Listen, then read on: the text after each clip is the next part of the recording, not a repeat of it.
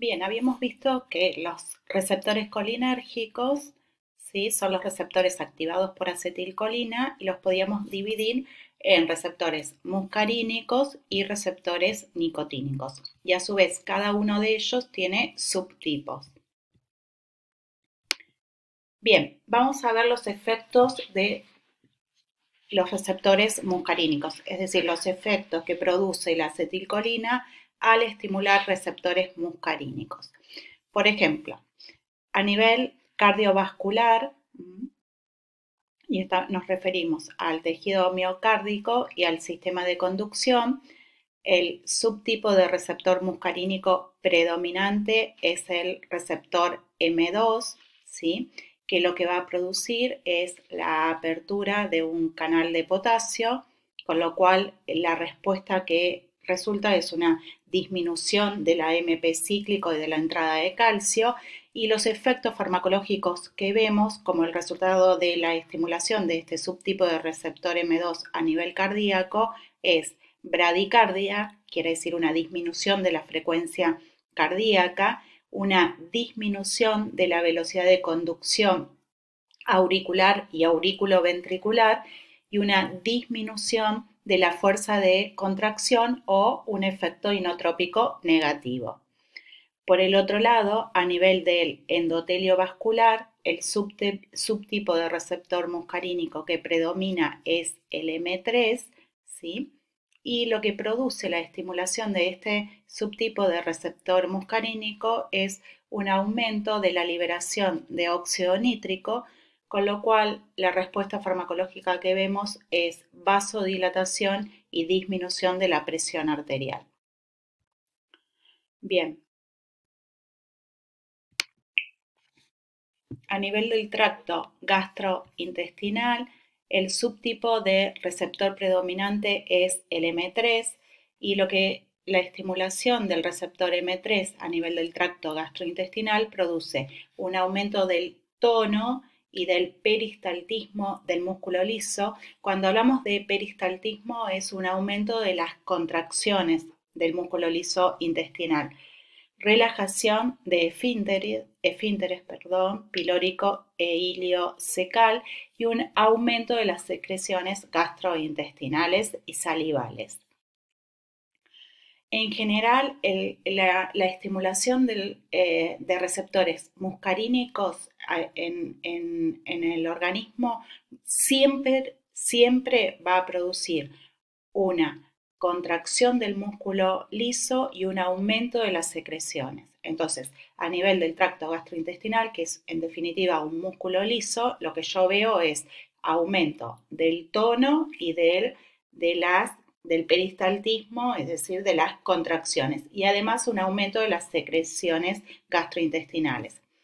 A nivel de micción, también el receptor involucrado es el M3 y, como les dije anteriormente, estimula la micción.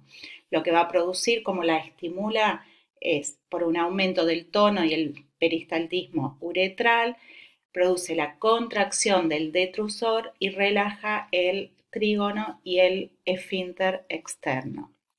A nivel del árbol bronquial, los receptores predominantes son M2 y M3 y lo que produce es, de nuevo, un aumento de la contracción bronquial, es decir, que lo que produce es broncoconstricción y un aumento de las secreciones respiratorias. A nivel de glándulas exócrinas, hay un aumento de las secreciones lagrimales, salivales, gástricas, pancreáticas, sudoríparas, etc. Y a nivel del sistema nervioso central, principalmente el receptor involucrado es el M1 y lo que interviene es en los procesos cognitivos, es decir, favorece la consolidación de la memoria. Bien.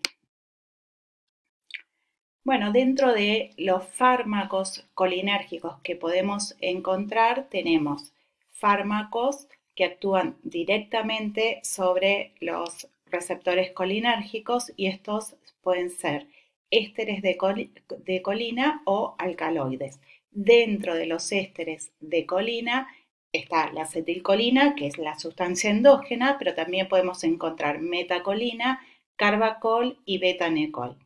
Y alcaloides, muscarina, que obviamente no se usa, pilocarpina y arecolina, ¿sí? Son todas sustancias que van a actuar directamente sobre los receptores colinérgicos. Por eso se llaman parasimpático-miméticos directos. Pero después tenemos los parasimpático-miméticos de acción indirecta, es decir, que no van a actuar directamente sobre el receptor, pero van a mimetizar las respuestas mediadas por acetilcolina. Y tenemos los inhibidores de la acetilcolinesterasa reversibles, como la fisostigmina, neostigmina, piridostigmina y hidrofonio, o inhibidores de la acetilcolinesterasa irreversibles, que son agentes organofosforados, como el malatión y el paratión. Y el mecanismo de acción es inhibición de la enzima que degrada la acetilcolina, que como les dije anteriormente era la acetilcolinesterasa. Entonces, al inhibir la acción de la enzima, lo que prolonga es la vida media de la acetilcolina, ¿sí? Y los efectos farmacológicos que voy a ver son los mismos que los de la acetilcolina. Bien, los anticolinesterásicos vamos a tener tanto efectos nicotínicos como efectos muscarínicos. ¿Por qué? Porque en definitiva la que actúa es la acetilcolina, ¿sí? Porque aumentan como la biodisponibilidad de la acetilcolina. Y dentro de este tipo de drogas tenemos los derivados terciarios y los derivados cuaternarios. Los derivados terciarios son importantes porque van a tener acceso al sistema nervioso central, mientras que los derivados cuaternarios no. Bien. Acá tenemos los usos, de los inhibidores de la acetilcolinesterasa en clínica. ¿Sí? Por ejemplo, el hidrofonio, ¿sí? Que era un anticolinesterásico reversible, se utiliza para el diagnóstico de la miastenia gravis. ¿Sí? La miastenia gravis es una enfermedad autoinmune, ¿sí? Que lo que se generan son anticuerpos contra los receptores nicotínicos musculares, ¿sí? Entonces, una forma de diagnosticar esa enfermedad es mediante el uso de esta droga que es hidrofonio, que inhibe la acetilcolinesterasa. La neostigmina, ¿sí? Se utiliza también para el tratamiento de la miastenia gravis, para el caso de la distensión de la vejiga o para el hilio paralítico que se da después de una cirugía, ¿sí? Se puede utilizar neostigmina. Después hay este tipo de drogas que se usan para el tratamiento del Alzheimer. Y estas que en realidad en el país no están, se usan para el glaucoma. Bueno, fíjense, ¿cuáles son las situaciones en las cuales son útiles los fármacos agonistas colinérgicos? Cuando existe una atonía vesical, es decir, una falta del tono muscular, ¿sí? Por lo tanto, es, por ejemplo, cuando tenemos retención urinaria o en caso de esta atonía vesical se da por una intervención quirúrgica, ¿sí? Y recuerdan que lo que producía la estimulación la estimulación colinérgica a este nivel era una estimulación de la micción. Cuando tenemos el hilio paralítico posquirúrgico también pueden ser útiles los agonistas colinérgicos. En el tratamiento del glaucoma, ¿sí? Es decir, cuando hay un aumento de la tensión en la cámara anterior del ojo. En el síndrome seco, ¿sí? Es decir, cuando tenemos falta de secreciones.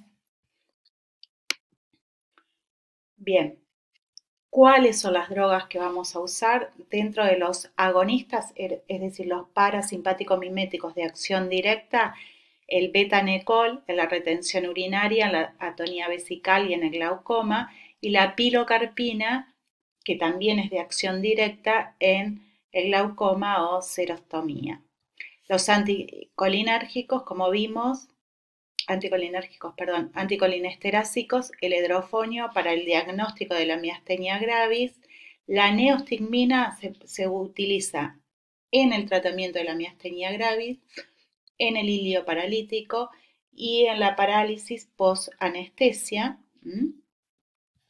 La fisostigmina se usa en el glaucoma y en la intoxicación por antimuscarínicos. Esto es porque la fisostigmina es un derivado terciario. Y toxinas, bueno, la más conocida es la botulínica. Se utiliza en este tipo de casos. Como fármacos antimuscarínicos, el más importante es la atropina. Y luego tenemos derivados semisintéticos, como puede ser derivado terciario, la homatropina, y derivado cuaternario, la butil-escopolamina. Y luego tenemos también derivados sintéticos, el ciclopentolato, la pirenzepina y el triexifenidilo. Y derivados de amonio cuaternarios, el ipratropio, el tiotropio y otros, que estos principalmente se utilizan en el tratamiento del EPOC. ¿Cuál es la diferencia entre compuestos antimuscarínicos? Cuando hablo de antimuscarínicos, son fármacos antagonistas, ¿sí? Van a antagonizar las respuestas de la acetilcolina. Y pueden ser derivados de amonio terciario, que van a tener una buena absorción en el tracto gastrointestinal, sufren metabolismo hepático y aproximadamente la mitad se excreta sin modificar por la orina. Y también hay excreción por leche. Y al ser derivados de amonio terciario, pueden cruzar la barrera hematoencefálica, es decir, que voy a tener efectos a nivel del sistema nervioso central. En cambio, los derivados de amonio cuaternario tienen baja absorción cuando uno los administra por vía oral, pero sí tienen acción si uno los administra por vía intramuscular o endovenosa. Y no atraviesa la barrera hematoencefálica, es decir, no tengo efectos centrales. Principalmente voy a usar un amonio cuaternario cuando quiero un efecto localizado. ¿Cuáles son los efectos antimuscarínicos? A nivel de ojo, midriasis y cicloplegia, disminución del drenaje del humor acuoso y aumento de la presión intraocular. A nivel de glándulas exócrinas, disminución de las secreciones, lagrimales, salivales, gástricas, pancreáticas, sudoríparas y bronquiales. A nivel del tracto gastrointestinal, tienen un efecto antiespasmódico y antisecretorio y favorecen la contracción de esfínteres. A nivel del tracto respiratorio, producen broncodilatación y disminución de las secreciones. A nivel del tracto urinario, van a disminuir el tono y el peristaltismo uretral, van a relajar el detrusor y contraer el esfínter. Es decir, que lo que se produce es una atonía vesical. Y en el sistema nervioso central producen somnolencia, disminuyen los temblores, pueden tener un efecto antiemético y anticinetóxico. Bueno, y con esto terminamos rápidamente los efectos antimuscarínicos, pero fíjense, para que no se asusten, que se tienen que acordar, es simplemente si ustedes saben qué produce la acetilcolina en cada órgano, bueno, las drogas antimuscarínicas van a producir exactamente el efecto contrario. Y bueno, con este material espero que puedan resolver el taller de sistema nervioso parasimpático.